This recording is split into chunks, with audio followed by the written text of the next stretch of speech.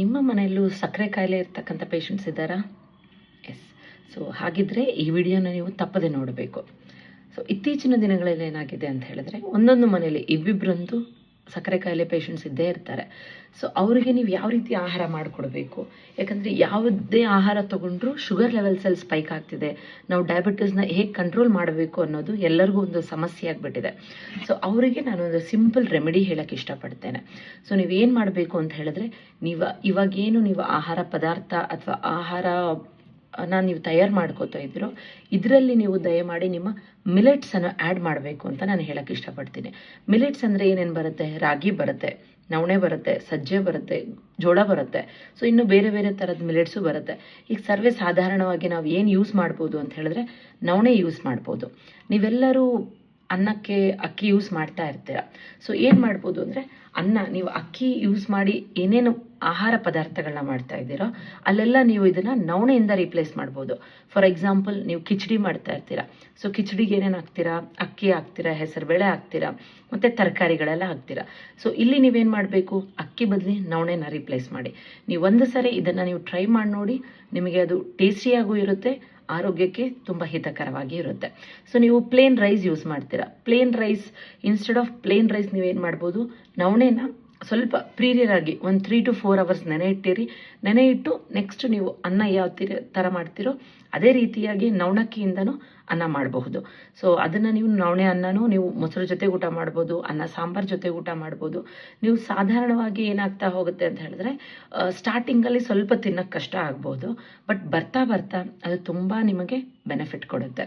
ಅದ್ರ ಜೊತೆಗೆ ಬೇರೆ ಏನು ಮಾಡ್ಬೋದು ಅಂತ ಹೇಳಿದ್ರೆ, ಈಗ ನಾವು ರಾಗಿ ಇರುತ್ತೆ, ಜೋಳ ಇರುತ್ತೆ, ಸಜ್ಜೆ ಇರುತ್ತೆ.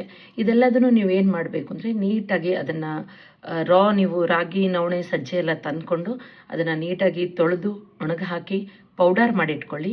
ಅದನ್ನು ನೀವು ಪೌಡರ್ನ ಏನು ಮಾಡಬೇಕು, 3 ಮಿಕ್ಸ್ ಮಾಡ್ಬೋದು ಅಥವಾ 3 ಸಪ್ರೇಟಾಗೂ ನೀವು ಇಟ್ಕೋಬೋದು. ನಿಮಗೆ ಬೇಕಾದಾಗ ಸಪ್ರೇಟಾಗಿ ಸಜ್ಜಿ ರೊಟ್ಟಿ ಮಾಡ್ಕೋಬೋದು, ಜೋಳದ ರೊಟ್ಟೆ ಮಾಡ್ಕೋಬೋದು, ಅಥವಾ ರಾಗಿ ರೊಟ್ಟಿನೂ ಮಾಡ್ಬೋದು. ಇಲ್ಲ ನಂಗೆ ಸಪ್ರೇಟ್ ಬೇಡ ಅಂದರೆ ನೀವು 3 ಅದರಲ್ಲಿ ಆ್ಯಡ್ ಮಾಡ್ಕೋಬೋದು. ಇದ್ರ ಜೊತೆಗೆ ನೀವು ನವಣೆನೂ ಆ್ಯಡ್ ಮಾಡಿ ನೀವು ಹಿಟ್ಟು ಹಾಕಿಸ್ಕೋಬಹುದು. ಓಕೆನಾ? ಸೊ ಇಲ್ಲ ನನಗೆ ರೊಟ್ಟಿ ಮಾಡೋಕ್ಕಾಗ್ತಾ ಇಲ್ಲ, ನನಗೆ ವರ್ಕಿಂಗ್ ವುಮನ್ಸ್ ಇರ್ತಾರೆ, ಬೇಗನೆ ಕೆಲಸಕ್ಕೆ ಹೋಗಬೇಕು ಅಂದವ್ರು ನೀವೇನು ಮಾಡ್ಕೊಳ್ಳಿ, ದೋಸೆ ಮಾಡ್ಕೋಬೋದು. ಈ 3 ಹಿಟ್ಟನ್ನು ನೀವು ಮಿಕ್ಸ್ ಮಾಡಿಬಿಟ್ಟು, ಹಿಟ್ಟನ್ನು ನೀವು ಹಸಿ ಹಿಟ್ಟು ಥರ ಕಲಿಸ್ಬಿಟ್ಟು ದೋಸೆ ಬ್ಯಾಟರ್ ಥರ ಪ್ರಿಪೇರ್ ಮಾಡಿ ನೀವು ದೋಸೆ ಹಾಕ್ಕೊಳ್ಳಿ. ತುಂಬ ಚೆನ್ನಾಗಿ ಕ್ರಿಸ್ಪಿಯಾಗಿಯೂ ದೋಸೆ ಬರುತ್ತೆ. ಅದು ನಿಮಗೆ ಆರೋಗ್ಯಕ್ಕೆ ಹಿತಕರವಾಗಿ ಇರುತ್ತೆ. ಸೊ ಇಲ್ಲ ನನಗೆ ತುಂಬಾ ತೊಂದರೆ ಆಗ್ತಿದೆ, ನನಗೆ ನವಣೆ ಯೂಸ್ ಮಾಡೋಕ್ಕಾಗ್ತಾ ಇಲ್ಲ ಅಂದರೆ, you can do one more thing. ನೀವು ಸ್ಟಾರ್ಟಿಂಗಲ್ಲಿ ಏನು ಮಾಡಿ, ನಿಮ್ಮ ಬಿಳಿ ಅಕ್ಕಿಗೆ ನಾವೇನೀಗ ಪಾಲಿಸ್ಡ್ ಸೋನಾ ಮಸೂರಿ ಆಗಿರ್ಬೋದು, ರಾ ರೈಸ್ ಆಗಿರ್ಬೋದು, ಈ ಥರದ್ದೇನು ನಾವು ಅಕ್ಕಿಗಳನ್ನ ಯೂಸ್ ಮಾಡ್ತಾ ಇದ್ದೀವ. ಸೊ ಆ ಅಕ್ಕಿಗೆ ನೀವು ಸಮ ಪ್ರಮಾಣದಲ್ಲಿ ಈ ನವಣೆನ ಮಿಕ್ಸ್ ಮಾಡಿ ಇಟ್ಕೊಳ್ಳಿ. ಸೊ ಅದರಿಂದ ನೀವು ಅನ್ನ ಪ್ರಿಪೇರ್ ಮಾಡ್ತಾ ಹೋಗ್ಬೋದು. ಮಾಡೋದಕ್ಕಿಂತ ಮುಂಚೆ ಏನು ಮಾಡಬೇಕು ಅಂದರೆ, ಸ್ವಲ್ಪ ನೆನೆ ಇಡಬೇಕಾಗುತ್ತೆ. ನವಣೆ ಬೇಗ ಬೇಯಲ್ಲ. ಸೊ ಅದಕ್ಕೋಸ್ಕರ ನೀವು ಅನ್ನ ಪ್ರಿಪೇರ್ ಮಾಡೋಕ್ಕಿಂತ ಒಂದು 2 ತಾಸು ಅಥವಾ 3 ತಾಸಿಗಿನ ಮುಂಚೆ ಚೆನ್ನಾಗಿ ಅದನ್ನು ನೆನೆ ಇಟ್ಟು ನೀವು ಅನ್ನ ಮಾಡ್ಕೋಬಹುದು. ಸೊ ಇದೆಲ್ಲ ಮಾಡೋದ್ರಿಂದ ಏನಾಗುತ್ತೆ ಅಂದರೆ, ನಾರ್ಮಲಾಗಿ ಮನೇಲಿ ಯಾರಿರ್ತಿರೋ ಅವರೂ ಇದನ್ನು ತಿನ್ನಬಹುದು, ಹಾಗೆ ಡಯಾಬಿಟಿಕ್ ಪೇಷಂಟ್ಸ್ ಕೂಡ ಇದು ಕೊಡಬಹುದು. ಸೊ ಮಿಲೆಟ್ಸಲ್ಲಿ ಏನಿರುತ್ತೆ ಅಂದರೆ, these are rich in fibres.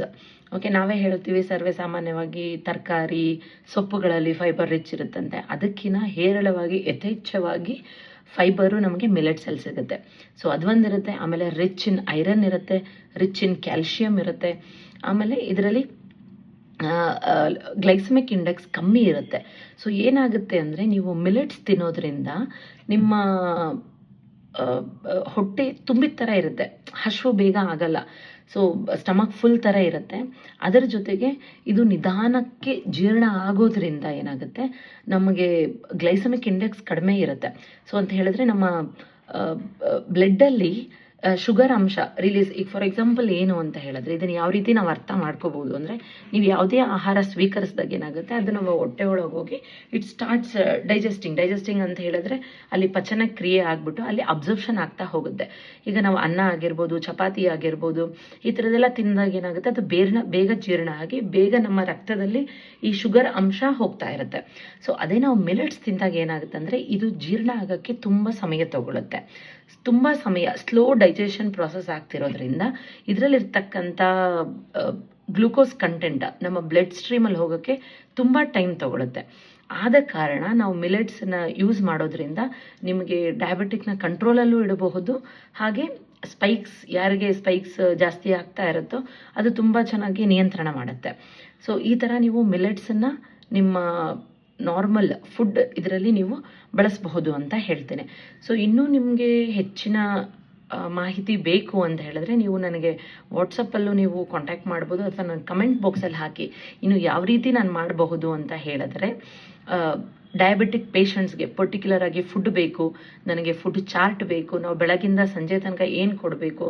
ಈಗ ವರ್ಕಿಂಗ್ ವುಮನ್ಸ್ ಇರ್ತೀರಾ, ನೀವು ಬೆಳಗ್ಗೆನೇ ಅಡುಗೆ ಮಾಡಿಟ್ಟು ಹೋಗಬೇಕಾದಂಥ ಪರಿಸ್ಥಿತಿ ಬರುತ್ತೆ, ಅಥವಾ ಯಾರಾದರೂ ಕುಕ್ ನೇಮಿಸ್ಕೊಂಡಿರ್ತೀರಾ, ಅವ್ರು ಮಾಡಿರ್ತಕ್ಕಂಥ ಪದಾರ್ಥನ ಮನೆಯಲ್ಲಿರ್ತಕ್ಕಂಥ ಹಿರಿಯರು ತಿನ್ನಬೇಕಾಗತ್ತೆ.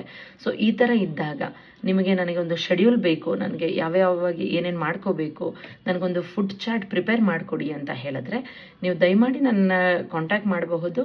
ನಾನು ನಿಮಗೆ ಪರ್ಸ್ನಲ್ ಆಗಿ ಕಾಲ್ ಮಾಡಿ ಅದ್ರ ಬಗ್ಗೆ ತಿಳಿಸ್ಕೊಡ್ತೀನಿ. ಅಥವಾ ನಿಮಗೆ ಪೇಷಂಟ್ದು ಏಜು ಮತ್ತು ಅವ್ರದ್ದು ಏನೇನಿದೆ ಹಿಸ್ಟ್ರಿ, ಮೆಡಿಕಲ್ ಹಿಸ್ಟ್ರಿ ನೀವು ನನಗೆ ಕಮೆಂಟಲ್ಲೂ ಮೆಸೇಜ್ ಮಾಡಿದ್ರು ಕೂಡ ನಾನು ನಿಮಗೆ ರಿಪ್ಲೈ ಬ್ಯಾಕ್ ಮಾಡ್ತೀನಿ. Okay, thank you.